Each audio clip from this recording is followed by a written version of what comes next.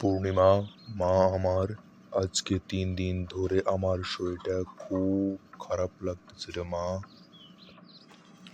কেন বাবা, কি হয়েছে তোমার? বলো। কি আর বলবো কষ্টের কথা।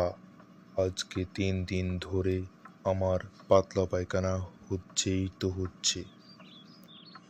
কি? তুমি এ কথা আমাকে আগে জানাওনি কেন বাবা? কারণ আমি ভেবেছিলাম সব ঠিক হয়ে যাবে, তাই। আচ্ছা বাবা, পাতলা পায়খানা হলে তো স্যালাইন খাওয়া লাগে। তুমি কি তা খেয়েছো? হ্যাঁ রে মা, আমি স্যালাইন খেয়েছি, কিন্তু পায়খানা কোনো নিয়ন্ত্রণে আসেনি।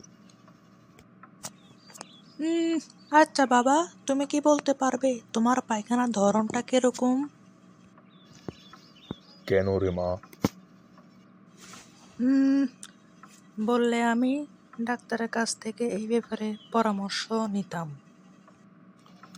হুম, যদি আমি বলি এরকম যে ডাক্তারে পর্যন্ত গুলি করতে পারবে।